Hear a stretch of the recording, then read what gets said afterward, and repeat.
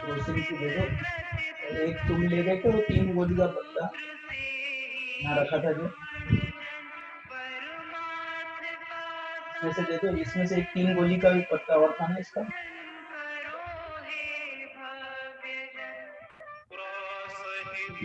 इसमें से दे दो। और एक ये भी दे देना।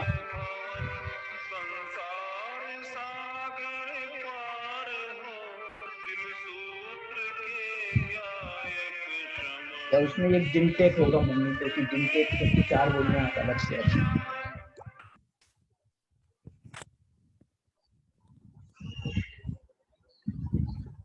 शुरू करें भैया?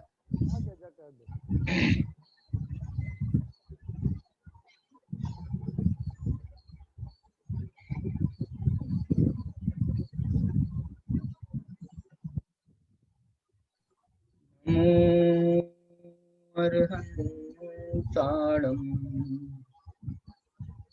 नमो सिद्धाणं नमो आयरीयाणं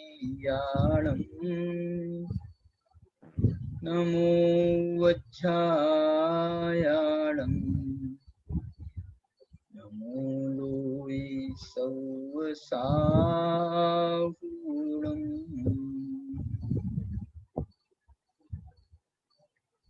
कावूर्णनमुक्कारम् जिनवरवसहस्रवड्ढमाणस्य दंसनमग्गं मोक्षाम् जहाकं मम समासेन।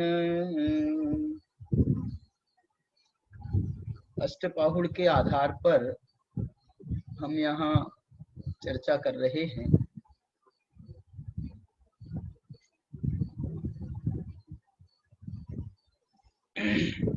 ये जो हमारी चर्चा चल रही है, ये मोक्ष मार्ग प्रकाशक की जो टोडरमल जी यदि लिखते आगे तो वो क्या लिखते, इसकी परिकल्पना करते हुए खेड़ाला और डॉक्टर साहब की जो प्रस्तावना है उसमें जो उन्होंने संभावित रूपरेखा के संबंध में एक नक्शा दिया है, चार्ट दिया है, उसको आधार बना करके हम यहाँ पर एक एक विषय की चर्चा कर रहे हैं। सर्वप्रथम सम्यक दर्शन की महिमा की चर्चा करते हुए ने आचार्य कुन-कुन भगवान को अपना आधार बनाया है और आचार्य कुन-कुन भगवान का जो दर्शन पाहुड़ नाम का ग्रंथ है, उस दर्शन पाहुड़ में सबसे पहला जो अष्टपाहुड़ का दर्शन पाहुड़ है, सबसे पहला दर्शन पाहुड़ है। दर्शन का अर्थ जहाँ सम्यक्त्व का किया है, दर्शन प्राभृत इसको संस्कृत में कहा है। इसमें 36 गाथाएं और आचार्य भगवान ने जैसे खूब भर भर के सम्यक दृष्टि की प्रशंसा की है। एक बात और बता देना चाहता हूं कि सम्यक दृष्टि की प्रशंसा करते हुए सदा काल सम्यक दृष्टि का मतलब अविरत सम्यक दृष्टि ही नहीं समझना चाहिए। अविरत सम्यक दृष्टि से तो सम्यक दृष्टि होने का प्रारंभ है। इसके बाद 5वां गुण स्थान वो भी तो सम्यक्त्व का ही है, 6वां 7वां गुण स्थान मुनिराजों का है, वो भी सम्यक्त्व सहित ही है। हम ये कह सकते हैं कि मोक्ष मार्ग एक बार व्रतादि के बिना तो हो सकता है चारित्र के बिना नहीं कह रहा हूं मैं, बुद्धिपूर्वक। व्रतादि के बिना तो अविरत सम्यक तो कहा है, व्रतादि के बिना तो हो सकता है, लेकिन सम्यक्त्व के बिना मोक्ष मार्ग की कल्पना भी नहीं की जा सकती। इसलिए वो सम्यक्त्व की को बहुत महत्वपूर्ण स्थान प्राप्त हुआ है। और वो सम्यक्त्व इसलिए भी महान है कि वो कभी भी अपने साथ में, जब सम्यक्त्व आता है तो वो कहने को तो ज्ञान और चारित्र को साथ में लाता है, अन्यथा वो अनंत गुणांश ते संकित, वो अनंत गुणों को अपने साथ में सम्यक बनाता हुआ वो आगे बढ़ता है। सम्यक्त्व जो है, इसमें मोक्ष मार्ग में सम्यक्त्व को एक उसका अगुआ की भूमिका में माना गया है। माने अगुआ कहते हैं ना, मतलब कैप्टन की भूमिका में। सम्यक्त्व के साथ में आपका सब सम्यक है, और सम्यक्त्व नहीं है तो आपके अलग अलग जो हैं, ज्ञान है, चारित्र है, सम्यकता न लहे, वो सम्यक्त्व को प्राप्त नहीं होते। न ज्ञान न चारित्र, ये कितने महान गुण हैं। ज्ञान महान गुण है, आत्मा का लक्षण माना गया ऐसा गुण। चारित्र महान गुण है, चारित्र की तो महिमा करते नहीं बनती है, थकते नहीं है। ऐसा चारित्र जो साक्षात मुक्ति को देने वाला है। लेकिन वो चारित्र भी यदि सम्यक्त्व के साथ में नहीं है, यदि वो सम्यक नहीं है, सम्यक्त्व के साथ में नहीं है, तो फिर उस चारित्र की महिमा जो है वो एक गीत हमने किनका, दौलत राम जी का है, हमारे जयपुर में जो मंदिर है अपना सीमंदर जिनालय, वहां पर वो गीत, अभी तो शायद अल्ट्रेशन हो गया है, लेकिन वो गीत लिखा था वहां पर, अभी भी लिखा हो शायद। धिक धिक जीवन समकित बिना, धिक धिक जीवन समकित बिना। आगे लिखा है उसमें, दानशील व्रत तप श्रुत पूजा। दान, शील, व्रत, तप, श्रुत, पूजा। दानशील व्रत तप श्रुत पूजा, आत्म हेत न एक गिना। समकित धिक धिक जीवन समकित बिना। एक पंक्ति और उसमें, जैसे बिना एकड़े बिंदी, जैसे बिना एकड़े बिंदी, त्यों समकित बिन सरव गुना। गुना का मतलब है यहाँ बोले के बराबर है, गुणा, गुना मतलब शून्य। त्यों समकित बिन सरव गुना, धिक धिक जीवन समकित बिना।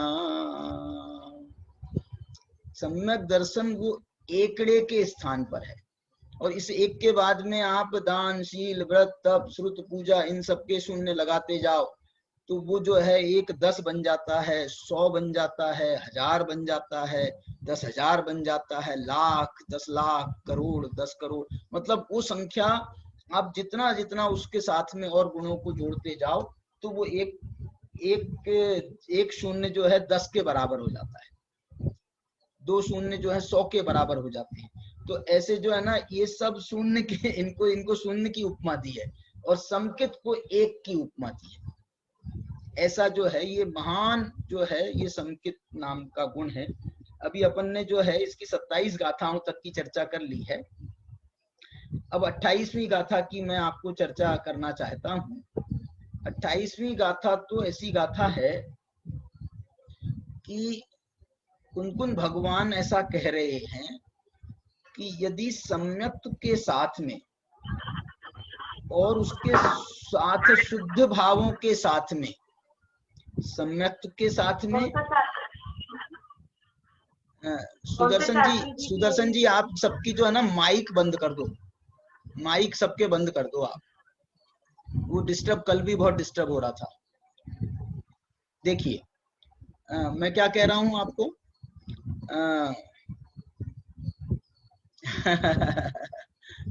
देखो मैं कह रहा हूं, यहाँ कुंकुन भगवान ऐसा कह रहे हैं 28वीं गाथा में कि ये जो संकित है,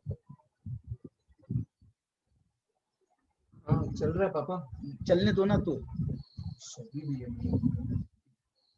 ये सामने से हटा दो इसको, ये खिड़की को।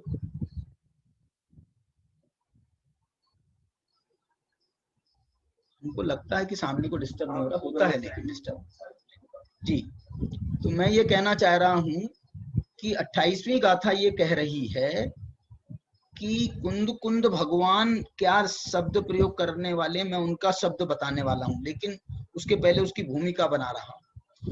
कुंद कुंद भगवान कह रहे हैं कि यदि ये सम्मत के साथ में सम्मतेन, और उस सम्मत के साथ में यदि शुद्ध भाव और हो जाए, अरे फिर तो क्या कहने।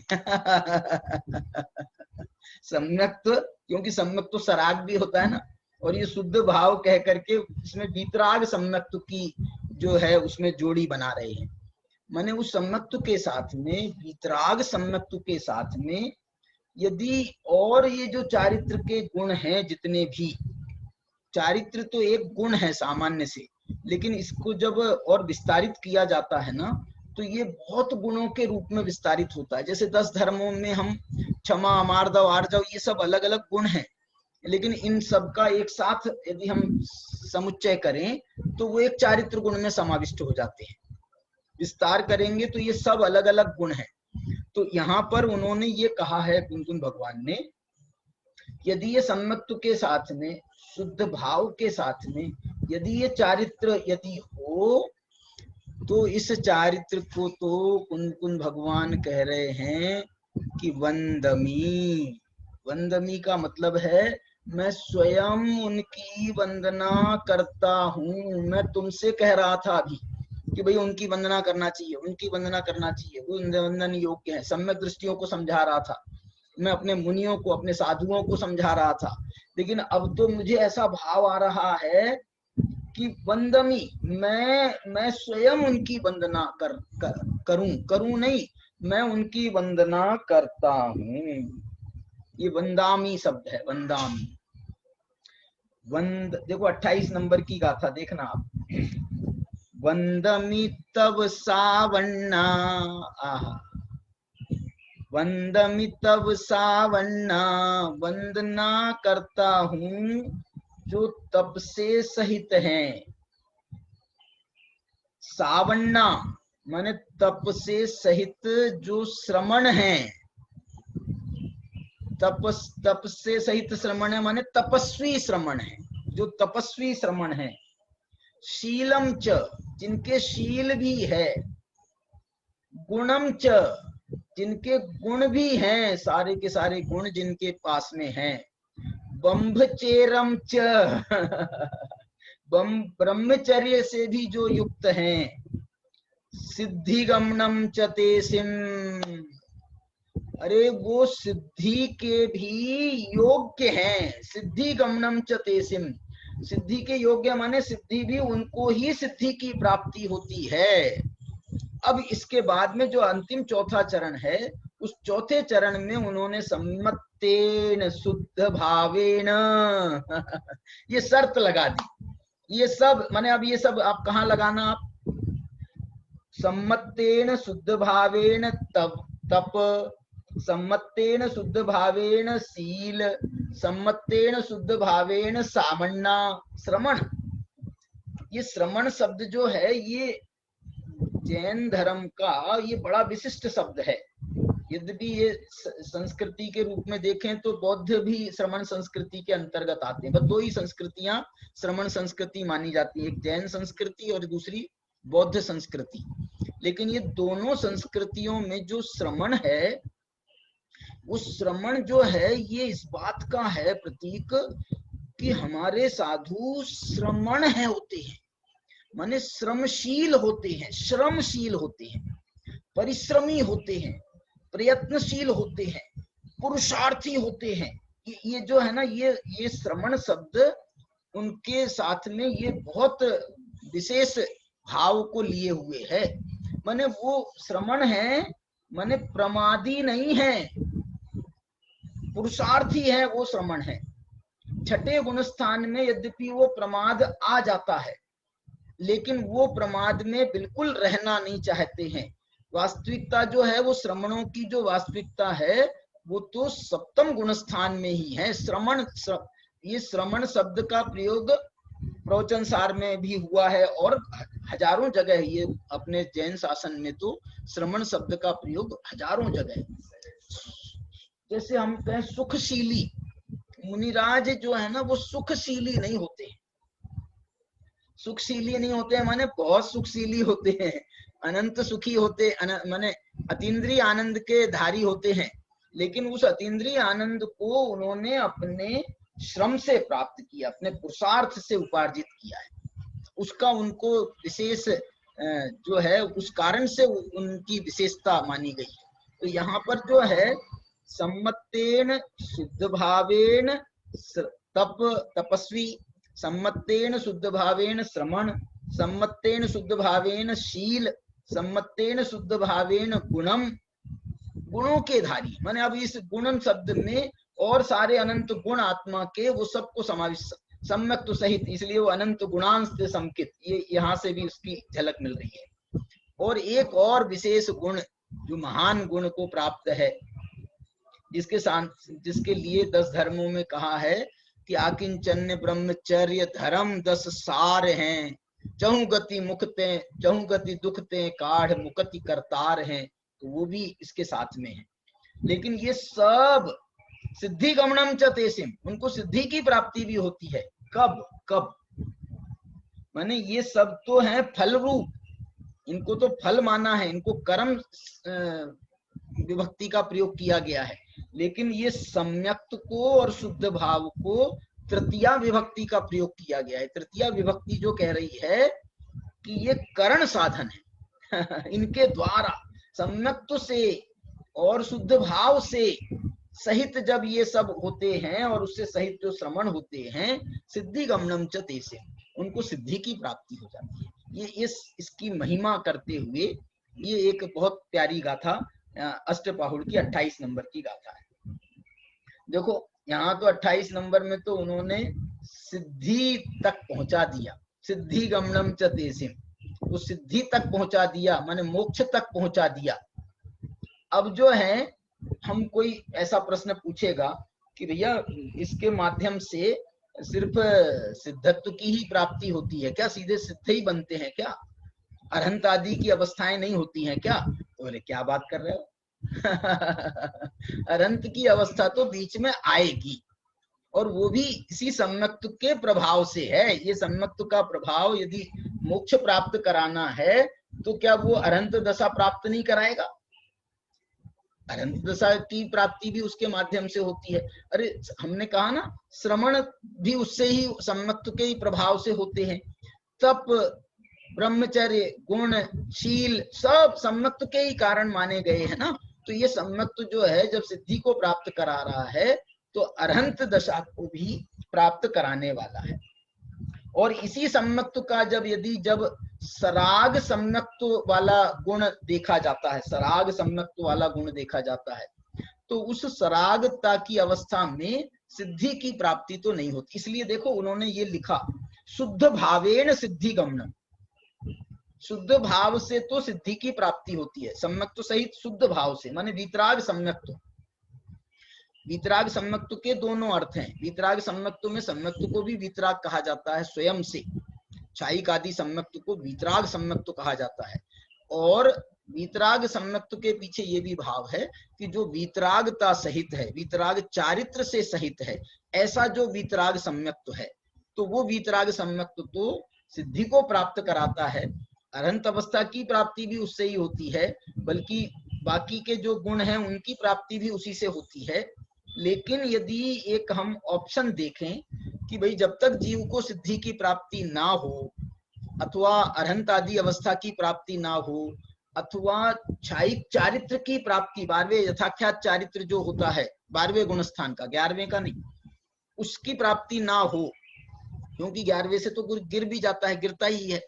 12वें गुणस्थान के ऊपर यदि 12वें गुणस्थान में कोई जीव पहुंच गया तो अब उसका 13वां गुणस्थान भी होना निश्चित है, 14वां भी होना निश्चित है, और 15वां माने सिद्धि की प्राप्ति भी होना, गुणस्थानातीत सिद्धत्व की प्राप्ति होना भी उसकी अवश्यम भावी है इसी भाव में। लेकिन यदि इस भाव में वो कार्य नहीं हुआ, तो इस भाव में नहीं हुआ तो उसके लिए वो कहते हैं कि वो जो है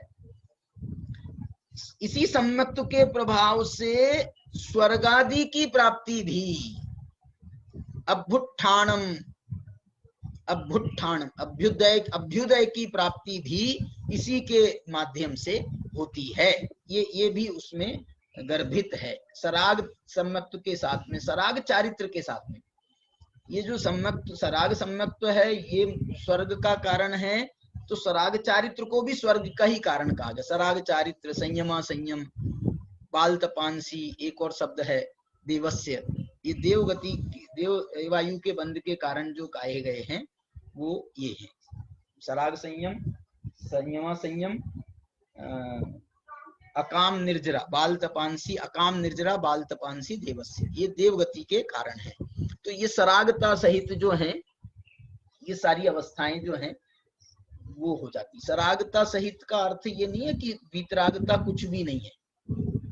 सरागता ये व्यवहार रूपक है, तो वीतरागता उसका निश्चय स्वरूप है, तो उसमें लेकिन अभी आंशिक है। सरागता के साथ में जब वीतरागता होती है तो वीतरागता वो आंशिक होती है, वो सरागता ही उसको अंश रूप में कन्वर्ट कर देती है। तो आंशिक वीतरागता के साथ में ही सरागता होती है। वो सरागता जो है वही जो है स्वर्ग आदि का कारण मानी गई। तो यहाँ पर जो है 28वीं गाथा जो है वो सम्यक्त्व की महिमा यहाँ तक बताई उसने, सिद्धि गमनम च तेसिम। तो अब 29वीं गाथा में ये प्रश्न खड़ा हुआ है कि फिर अरहंत अवस्था की प्राप्ति कैसे होती है। तो उसके लिए ये 29वीं गाथा में उन्होंने अब वो अरहंत अवस्था का वर्णन कर रहे हैं। ये अरहंत अवस्था भी उसी की देन है, ऐसा समझना। देखो मैं गाथा पढ़ रहा हूं। 64 चमर सहियो, अरहंत भगवान का अब जो वर्णन कुंदकुंदाचार्य कर रहे हैं। अरहंत अवस्था तो अभी वैसी सकल परमात्मा कहे गए हैं ना, शरीर सहित परमात्मा कहे गए हैं। यहाँ शरीर सहित तो कही गए हैं, लेकिन और यदि हम उनके जो अरहंत अवस्था के गुण देखें ना, 40 गुणों को देखें, तो उसमें तो ये समो शरण वगैरह वगैरह ये सब भी उनके गुणों में शामिल है।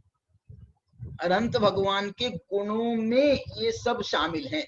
अरहंत भगवान की इसलिए जो है ना वो सशरीरी अवस्था, और उस अशरीरी अवस्था के साथ में जो उनका जितना कर्म का ठाट है, जो पुण्योदय है, वो भी सब उनका ही परिकर है, वो सब उनके ही साथ है। जैसे सशरीरी हैं तो ये सशरीरी और ये समोसरण आदि परिकर्म के साथ में भी वो अरहंत अवस्था का संपूर्ण रूप माना जाता है।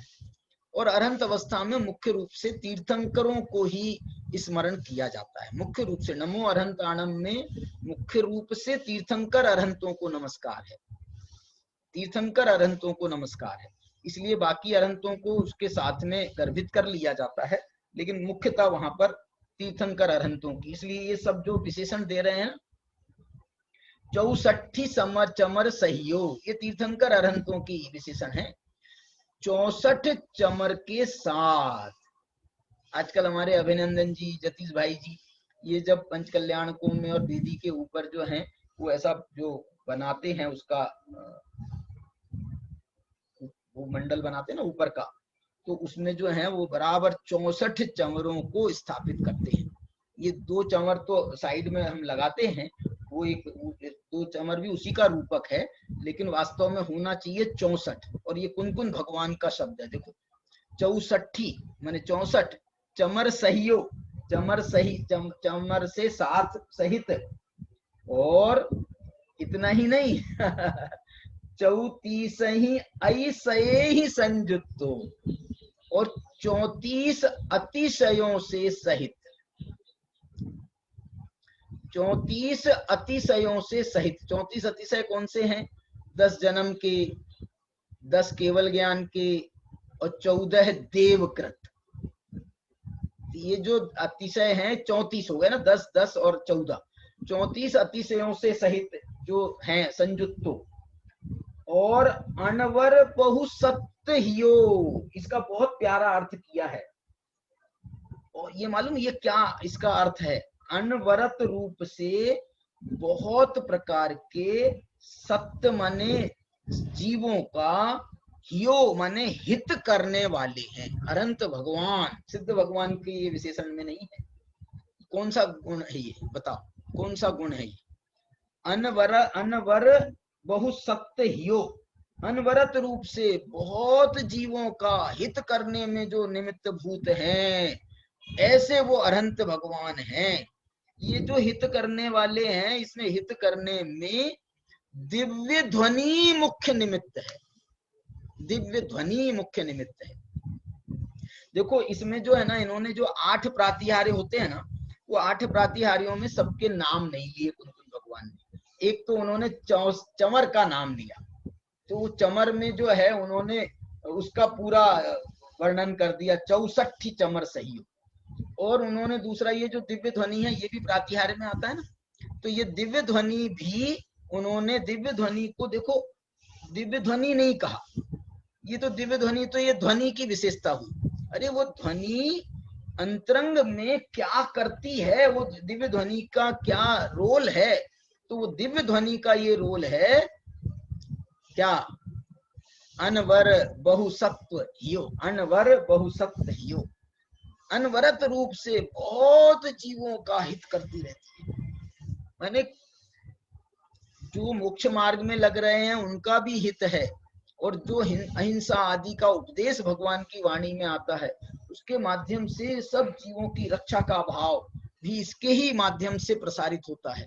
इसलिए ये जो है वो बहुत, और इसमें मालूम कौन सा गुण है? एक और गुण है, इस गुण की बहुत बड़ी विशेषता है। इस गुण का जो नामकरण हुआ है इसके माध्यम से, दिव्य ध्वनि के माध्यम से अथवा इस गुण के माध्यम से जो उनका नामकरण हुआ है अनंत भगवान का, वो है हितोपदेशी। देखो यहाँ पर तो इस ये जो 29 नंबर की गाथा है, इसमें अनंत अवस्था का वर्णन कर रहे हैं, लेकिन यहाँ पर उन्होंने वीतरागता का कथन नहीं किया, यहाँ पर उन्होंने सर्वज्ञता का कथन नहीं किया है। नहीं किया? किया है। कहाँ किया है? ये चौथे चरण पे चलो। चौथे चरण में कह रहे हैं कम्मक्षय कारण निमित्तो,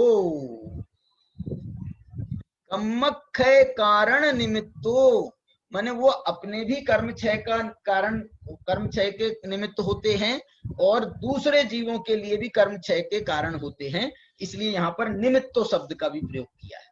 कम्मक्षय कारण निमित्तो, कर्म क्षय के कारण है वो तो अपने कर्म क्षय के कारण है, और कर्म क्षय के में निमित्त हैं वो दूसरे जीवों के लिए कर्म क्षय के निमित्त हैं, ऐसा अर्थ कर सकते हैं। तो अपने जो है कम्मक्षय कारण निमित्त, तो ये कर्म क्षय में जो निमित्त मानी जाती है ना, वो वीतरागता मानी जाती है। और जब कर्म क्षय होता है तो उसके माध्यम से, जब घातिया कर्मों का क्षय होता है तो उसके माध्यम से सर्वज्ञता भी आती है। इसलिए सर्वज्ञता को भी यहाँ शामिल कर लो, सर्वज्ञता को भी शामिल कर लो, अनंत दर्शन, अनंत ज्ञान, अनंत सुख, अनंत वीर्य सब शामिल कर लो। ये कम्मक्षय कारण निमित्तो, ये जो है इसमें वीतरागता और सर्वज्ञता है। और बाकी के गुण जो हैं, ये व्यवहारिक गुणों को भी इतना महत्व दिया आचार्य कुंकुन भगवान ने। वास्तव में जो अनंत परमेष्ठी है ना, उनकी जो व्यवहारिक पहचान है, व्यवहारिक हम कैसे पहचाने, तो ये इस अमो शरणादि विभूतियों से सहित होते हैं, इनके माध्यम से उनकी पहचान होती है। वीतरागता ये तो अंदर का गुण है।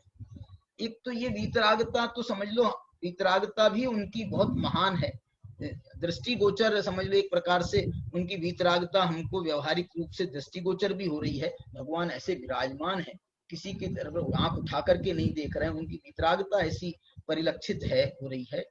लेकिन सर्वज्ञता, सर्वज्ञता तो वो बहुत ही अंतरंग का गुण है। एक सर्वज्ञ की सच्ची पहचान दूसरा सर्वज्ञ ही कर सकता है।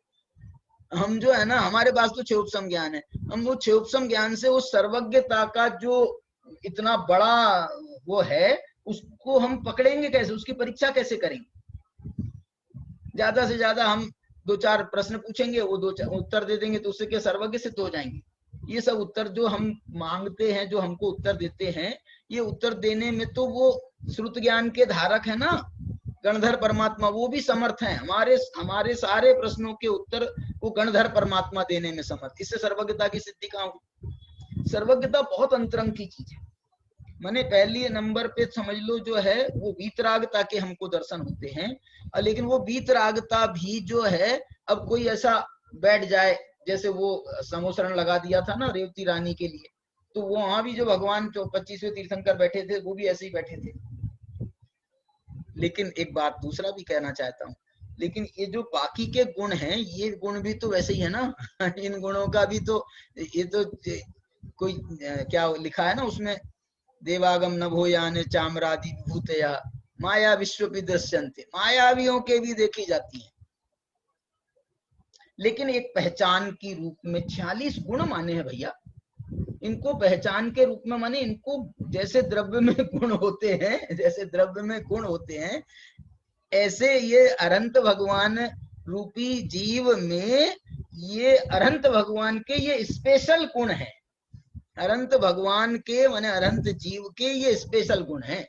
ये सभी जीवों में नहीं पाए जाते हैं। ये अनंत अवस्था जब तक रहती है तब तक ही ये अनंत भगवान के गुण 46 गुण उनके माने गए। सिद्ध भगवान के भी ये गुण नहीं है, सिद्ध भगवान के गुण दूसरे आएंगे, लेकिन ये अनंत भगवान के 46 गुण माने गए। तो ये जो है यहाँ पर उनने 64 चमर सहयोग, इसकी विशेष मैं और आगे चर्चा नहीं करना चाहता हूँ।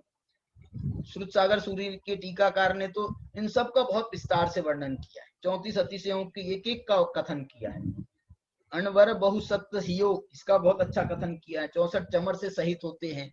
देखो तो सही क्या वैभव है वास्तव में। ये ऐसा वैभव भी जो है ना, समोसरण का वैभव जैसा वैभव मायावियों के भी नहीं पाया जा सकता है। किसी देवताओं के द्वारा ये निर्मित है, लेकिन ये देवता यदि खुद का समोसरण लगाने बैठे ना तो वो नहीं लगा सकते, क्योंकि ये पुण्य तो अनंत भगवान का है। इस पुण्य के धारक पुण्य फला अरहंता मैंने ये ऐसे पुण्य के धारक जो हैं वो तो अनंत भगवान ही हैं।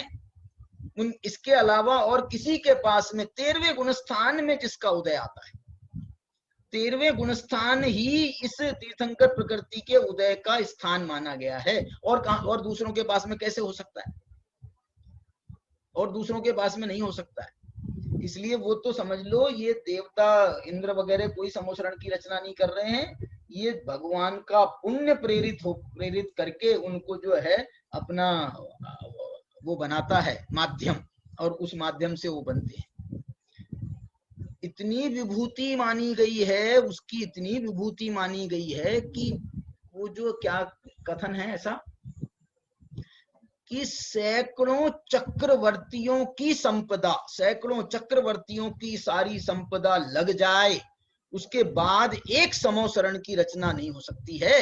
एक समोसरण की रचना में इतना वैभव लगा हुआ है कि सैकड़ों चक्रवर्तियों की संपदा उसमें निछावर है, सैकड़ों चक्रवर्तियों की। इसलिए देवताओं के पास में वो वैभव है, लेकिन वो वैभव का उपयोग सिर्फ और सिर्फ वो अनंत भगवान के समोसरण में ही लगता है। उनके उनका जो उनकी सभा लगती है ना देवताओं की, वो भी ऐसी नहीं लगती, वो भी ऐसी नहीं लगती है। उनके पास में जो है ना इतनी वो सामर्थ्य है, समझ लो ये सब कुछ है, लेकिन वो पुण्य नहीं है उनके पास में। इसलिए वो अपने लिए भी वो ऐसे समोसरण की रचना करने में समर्थ नहीं है। 64 चमर सहियो 34 सही ऐसे ही संजुत्तो अणवर बहुसत्य हियो कम्मख्य कारण निमित्तो। इस प्रकार से ये 30 नंबर की गाथा में अब वो जो सम्मक्त सहित शुद्ध भाव है, उससे जैसे सिद्धि गमन होता है, ऐसे ये अरहंत अवस्था की प्राप्ति भी उसी सम्यक्त्व का प्रभाव है, उसी सम्यक्त्व का प्रभाव है। और देखो और आगे जो है, अब जो है आचार्य जो है अपना उपसंहार की ओर जा रहे हैं। ये जो दर्शन पाहुड़ है इसका एक प्रकार से उपसंहार कर रहे हैं। तो उसको जो है वो उपसंहार करते हुए जो उन्होंने पीछे भी बात कही है उनका भी कुछ प्रकार एक प्रकार से समावेश करते हुए इसका यहाँ पर वो पुनः कथन भी कर रहे हैं। जैसे देखो, नाणेन दंसनेन तवेन चर्येण संजम गुणेन चौहिंपि समाजोगे मुखो जिन शासने दिठो। देखो सिद्धि गमनम कह दिया था, लेकिन वहां पर बहुत विस्तार से बात नहीं करी थी। यहाँ पर अब वो थोड़ा विस्तार अरहंत भगवान की दशा का वर्णन किया है। तो यहाँ पर अब सिद्ध दशा का वर्णन कर रहे हैं कि ये जो सिद्ध दशा है, ये मोक्ष जो प्राप्त होता है, ये चारों के समायोग से प्राप्त होता है। चारों के चौहिंपि समाजोगे, चारों के समायोग से प्राप्त होता है। चार कौन है आप देखो, नाणेन एक ज्ञान के समायोग से, दंसनेन दर्शन के समायोग से, तवेन तप के समायोग से, चर्येण चारित्र के समायोग से, संयम गुणेन संयम के गुणों के समायोग से। लेकिन ये तो चार नहीं, ये तो पांच हो गए। नाणेन दंसेन तवेन चर्येण संयम गुणेन, तो ये तो पांच हो गए। तो ये चौहिंपि समाजोगे क्यों कहा? तो इसमें ये कहना चाहते हैं वो कि ये ज्ञान दर्शन तप और चारित्र, ये तो इन चार का तो समायोग हो रहा है। लेकिन ये चारों का समायोग किसके निमित्त से हो रहा है? तो उसके लिए कह रहे हैं संयम गुणेन, संयम गुण के, संयम गुण सहित चौहिंपि समाजोगे, माने जो संयम के साथ में ज्ञान है, जो संयम के साथ में दर्शन है, जो संयम के साथ में तप है, जो संयम के साथ में चारित्र है, इन चारों के समायोग से मोक्षो मोक्ष की प्राप्ति होती है। जिन शासने दिठो, ऐसा जिन शासन ने देखा गया है, ऐसा जिन शासन ने देखा है, ये जिनेंद्र भगवान की वाणी में दिखाया है, दर्शाया है। दिठो एक इसमें जो अब संयम की बात कही तो आप कहोगे साहब इसमें संयम की प्रधानता आई है, सम्यक्त्व की कहाँ आई? अरे वो तो पहले ही बता दिया था कि बिना सम्यक्त्व के संयम नहीं होता है। इसलिए इसमें संयम गुणेन में संयम सम्यक्त्व सहित संयम, ये इसमें गर्भित जगह नहीं थी। नहीं तो ये सम्यक्त्व सहित लिखते, जैसे उनने पहले लिखा था ना, सम्मत्तेन शुद्ध भावेन, ऐसे यहाँ पर भी सम्मत्तेन संयम गुणेन ये लिखते वो। एक बात आपको बताता हूं, धवला में एक प्रश्न आया है, दादा ने अपने संयम धर्म के व्याख्यान में इसका उल्लेख किया है, धर्म के 10 लक्षण में। उस धवला का एक अंश है। धवला में ऐसा प्रश्न पूछा किसी ने कि साहब संयम सम्यक्त्व के बिना भी तो बहुत संयमी देखे जाते हैं। ऐसा प्रश्न पूछा कि सम्यक्त्व के बिना भी तो बहुत सारे संयमी देखे जाते हैं। तो मालूम आचार्य वीरसेन स्वामी की क्या टोन है वहां पर?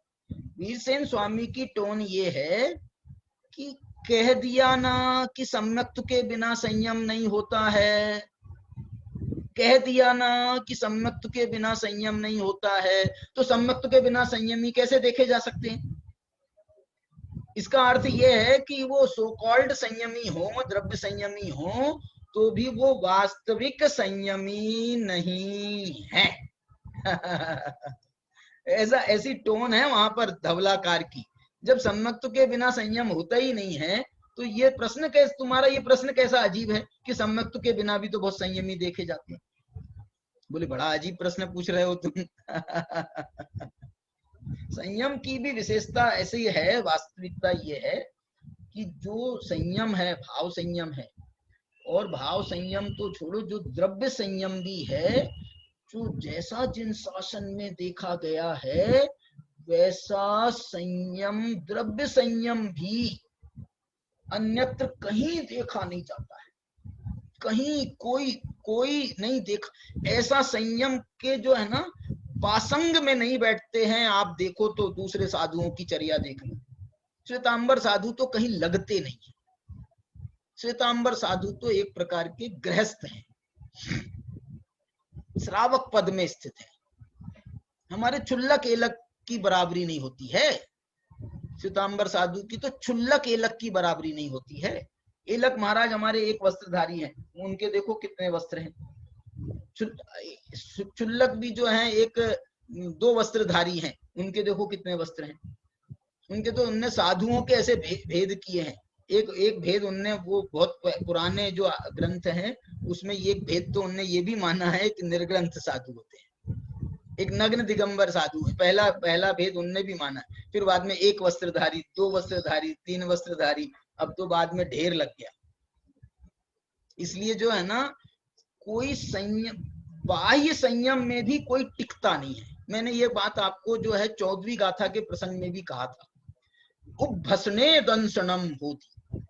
जो मुनिचर्या है दिगंबर दर्शन की, दिगंबर धर्म की, वो जो चर्या है उस चर्या में उपभसने 28 मूल गुण तो एक तरफ रहने दो, अभी एक मूल गुण, इस मूल गुण में कहीं कोई टिकता नहीं है।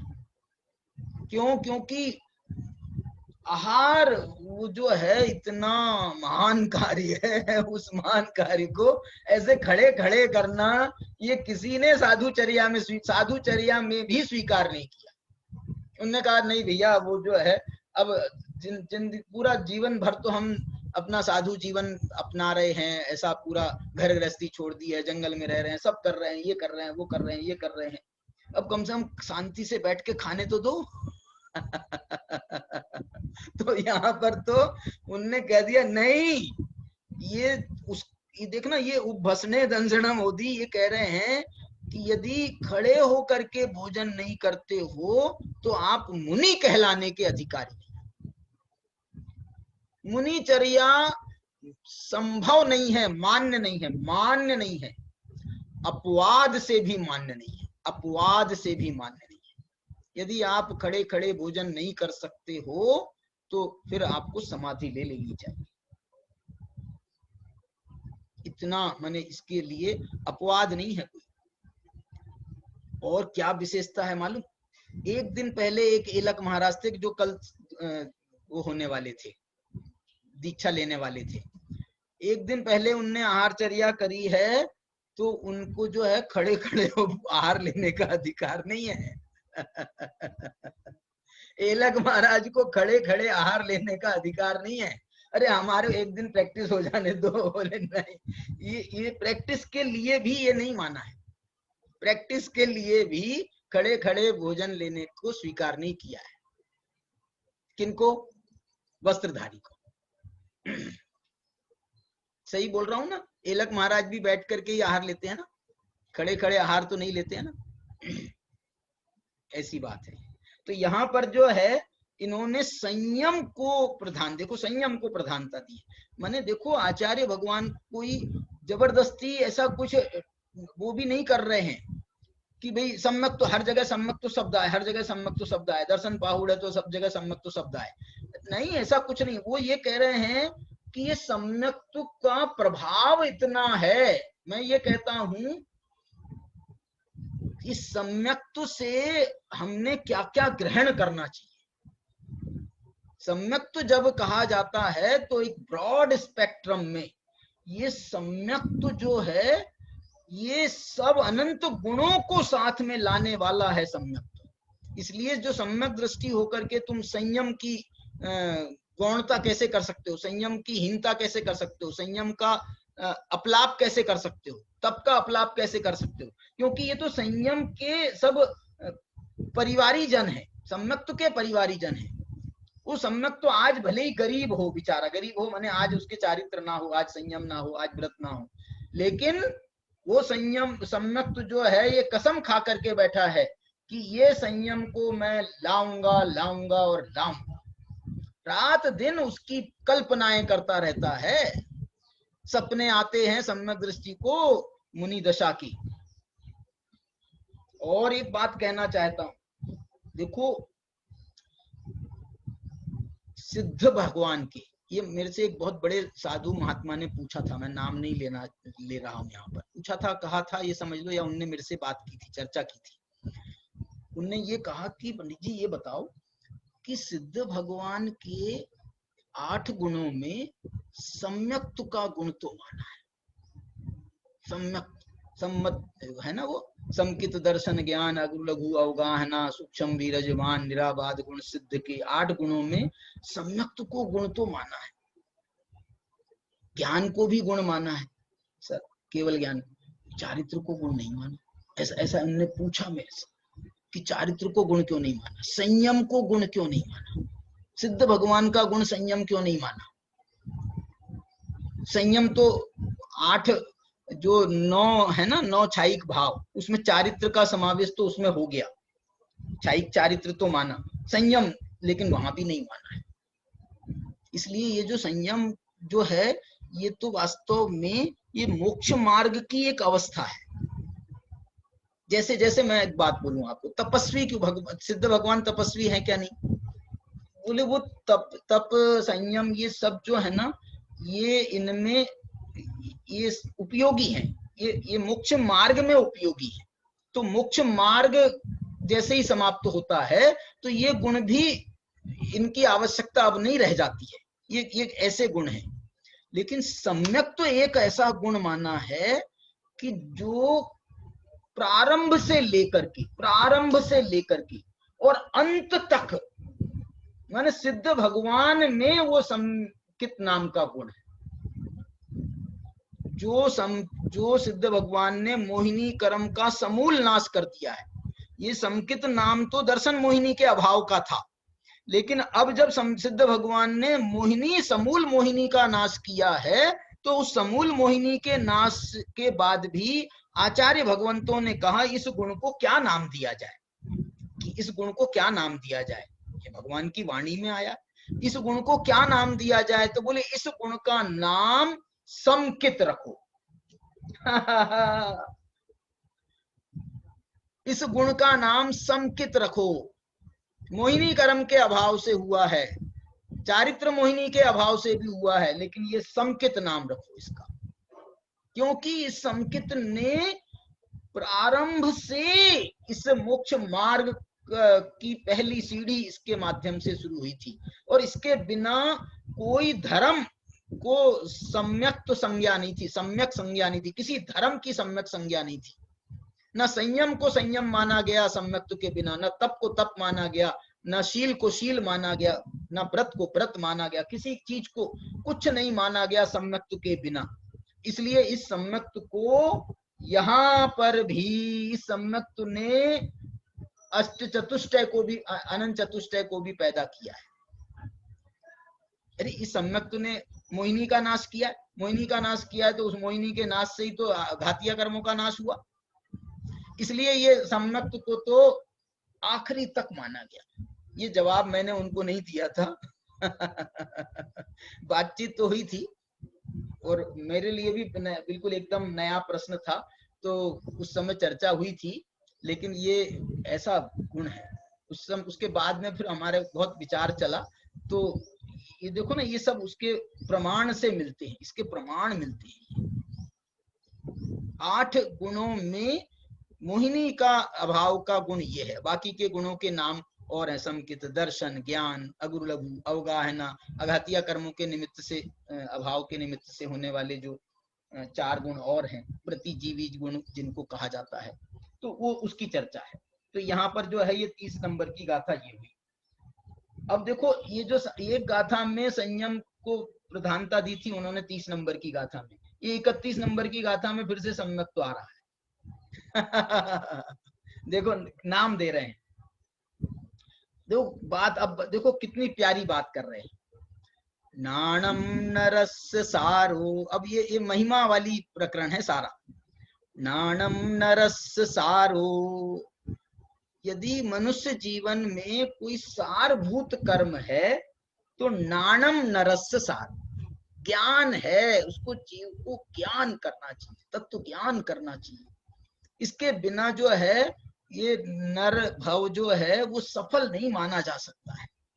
नाणम नरस्य सारो, ज्ञान जो है वो आत्मा का गुण तो वही है, लेकिन यहाँ तो उनने मनुष्य जन्म के लिए भी उनने उसको लगा दिया, ज्ञान के लिए मनुष्य जन्म को आप समर्पित कर दो। मनुष्य जन्म का कोई सारभूत कर्म है तो ये ज्ञान है। आप इसमें अभी आप सम्यक्त को आप देखना, सम्यक्त तो आ रहा है। नाणम नरस्य सारो, सारो विनरस्य होई सम्मतम। तो इसमें आप बोलोगे साहब कि देखो इसमें ज्ञान पहले कहा, सम्यक्त तो बाद में कहा। अरे ये ज्ञान और सम्यक्त ये तो एक साथ ही होते हैं। सम्यक्त के साथ ही ज्ञान होता है, ज्ञान के साथ ही सम्यक्त होता है। कभी किसी को पहले कह दिया जाता है, कभी किसी को पहले कह दिया जाता है। इस अपेक्षा से ये आप कह सकते हो। और दूसरी एक व्यवहारिक अपेक्षा ये मानी जा सकती है कि पहले आगम ज्ञान होता है, आगम ज्ञान के माध्यम से तत्व ज्ञान निर्मल होता है। सबसे पहले देशना लब्धि होती है, क्षोपसम लब्धि मानी, उसके पहले क्षोपसम लब्धि मानी तो ज्ञानात्मक है वो क्षोपसम लब्धि, उसके बाद में देशना लब्धि ज्ञानात्मक है, और उसके माध्यम से फिर जो है करण लब्धि में तो उपयोग की एकाग्रता, ज्ञान दर्शन रूप उपयोग की जो एकाग्रता है वो पूरी की पूरी समर्पित हुई है, उससे ये सम्यक्त की प्राप्ति हुई है। इसलिए हम व्यवहारिक रूप में ज्ञान को कारण कह सकते हैं। इसलिए मालूम कुंद भगवान ने दर्शन ज्ञान चारित्र, ये जो रत्नत्र है ना, इसमें अनेक जगह पर उन्होंने ज्ञान को प्रदान करके भी कथन किया है। समय सार की 17-18 नंबर की गाथा देखो आप, क्या है गाथा वो, जहनाम को भी पुरुषो रायाणम जानियून सद्य हदी, जानकर श्रद्धा करता है। इसलिए जो है ना ये श्रद्धान भी एक प्रकार से ऐसा भी कह सकते हो आप, ये श्रद्धान भी फल है। वास्तव में तो सर्वत्र मोक्ष मार्ग में ज्ञान ही करण साधन है, ज्ञान ही करण साधन है। सम्यक तो जो है वो करण साधन नहीं है। सम्मत्तेन शब्द भी लिखा है तो आपको उसके साथ में ज्ञान को जोड़ना चाहिए। क्यों कह रहा हूं मैं, क्योंकि ये श्रद्धान तो फल रूप है, श्रद्धान फल है और उसका बल होता है, उस श्रद्धान का बल होता है, पीछे से पैकिंग होती है। राजा माना गया है, श्रद्धान को राजा माना गया है, और ये जो ज्ञान है ये मंत्री के समान माना गया है। तो इसलिए सारे काम जो हैं वो मंत्री महोदय को करने होते हैं। ज्ञान जो है वो करण साधन माना गया सर्वत्र। आगे आगे भी जैसे जो है ना ये तो सब फल रूप में है, बाकी के गुण तो ये जो है मुख्य करण गुण ज्ञान है। तो नानम नरस्य सारो, सारो भी नरस्य होई सम्मतम। और आगे देखो, सम्मत्ताओ चरणम, चरणाओ होई निब्बाणम। देखो ये चार चरण में एक ज्ञान का चरण है, एक दर्शन का माने सम्यक्त का चरण है, तीसरा चारित्र का चरण है, और चौथा चरण जो है वो चरण नहीं है, वो छत है, फल है, वो है निर्वाण। नाणम नरस्य सारो, सारो विनरस्य होई सम्मतम। सम्मत्ताओ चरियो, सम्मत्ताओ चरणम। और इस सम्यक्त से चरण होता है, चरणाओ होई निब्बाण, और चरण के माध्यम से फिर निर्वाण की प्राप्ति हो जाती है। इस प्रकार से 31 नंबर की गाथा में माने उन्होंने एक क्रम भी स्थापित किया। इसके माध्यम से आप एक क्रम ले सकते हो। आपको जो है देखो, सम्यक मोक्ष मार्ग का प्रारंभ तो सम्यक्त से होता है, इसलिए मोक्ष का मार्ग सम्यक्त को माना गया है। लेकिन हमको मोक्ष मार्गी होना है तो हमको पहले उस सम्यक्त की भी तो जरूरत है। तो उस सम्यक्त का क्या मार्ग है? सम्यक्त का क्या मार्ग है? तो उस सम्यक्त के मार्ग के रूप में 5 लब्धियों की स्थापना की गई है।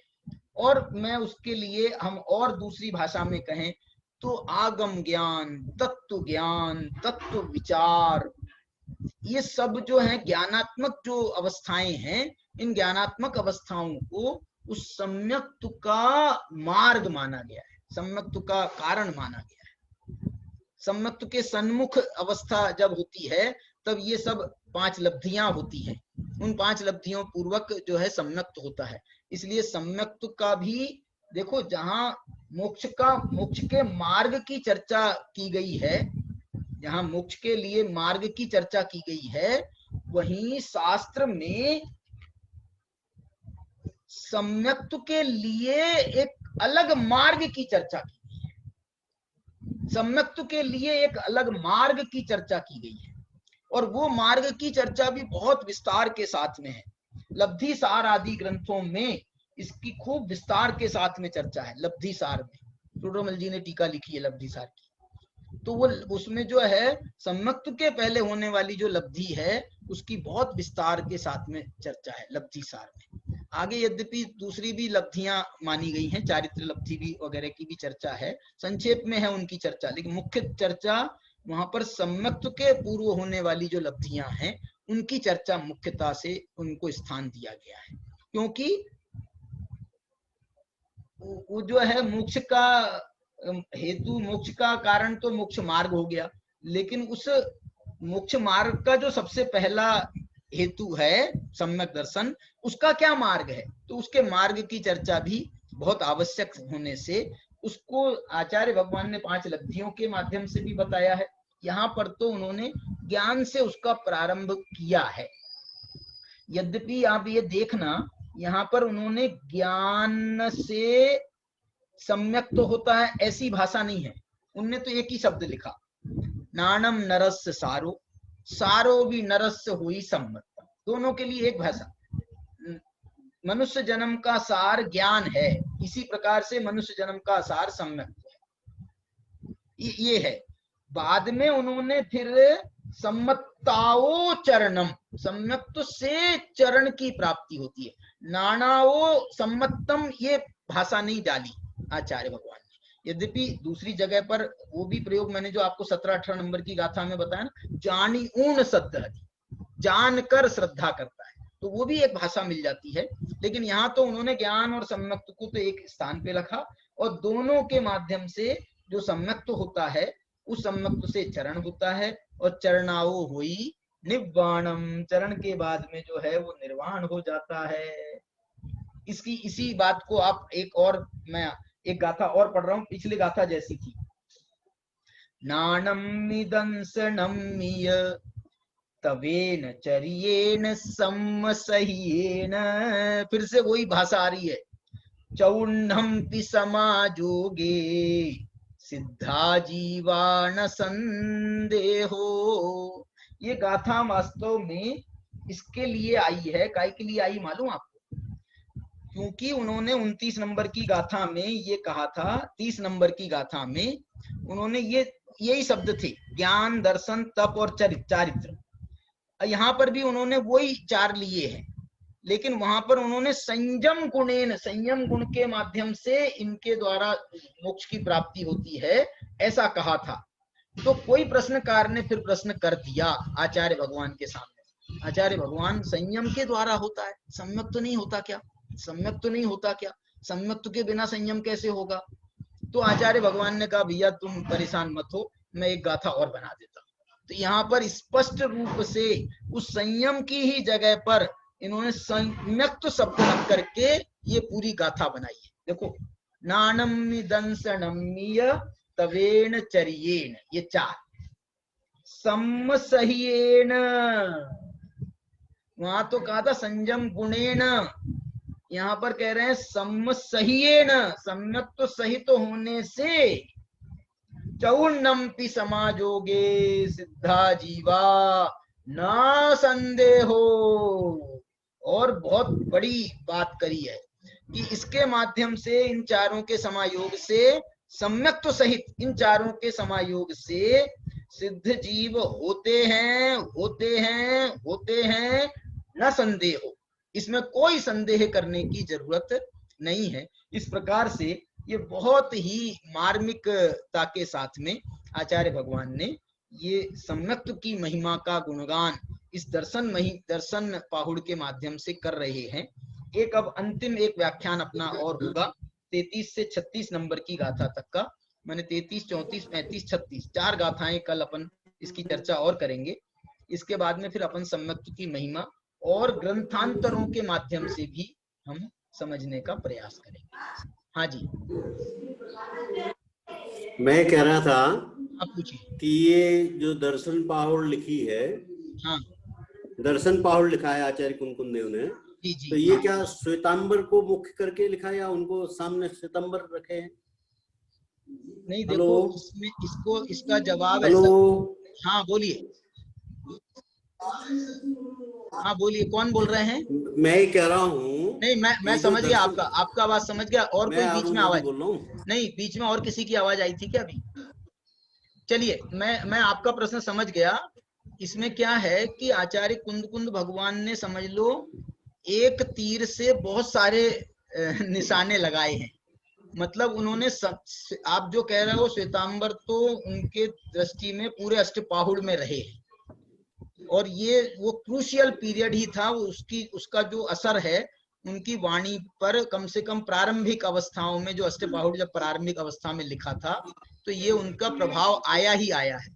लेकिन उसके साथ में मैं ये कहना चाहता हूं, उस समय के श्रावकों को भी समझा रहे हैं आचार्य भगवान, उस समय के साधुओं को भी समझा रहे हैं, क्योंकि संघों में भी उनका आना जाना होगा, मिलना जुलना होगा, समाज में मिलना जुलना होगा। तो उस समय जो क्रूशियल पीरियड था, उस पीरियड में आप उनके साथ में वो सबको समझा रहे हैं, एक साथ वो सबको उपदेश दे दे रहे हैं, ऐसा मुझे लगता है। ठीक है, चलिए जिनवाणी स्तुति करें। जावाणी के ज्ञान ते सूझे लोकालोक, सुवाणी नमो सदा देत हो दो। 9 बार नमोकार मंत्र पढ़ेंगे।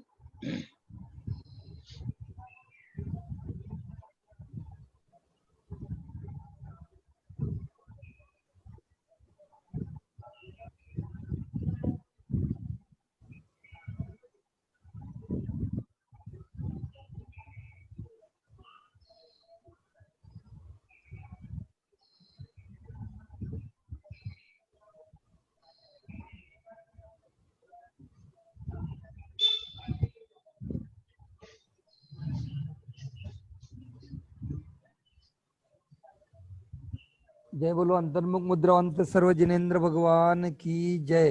द्वादशांग रूपी जिनवानी माता की जय।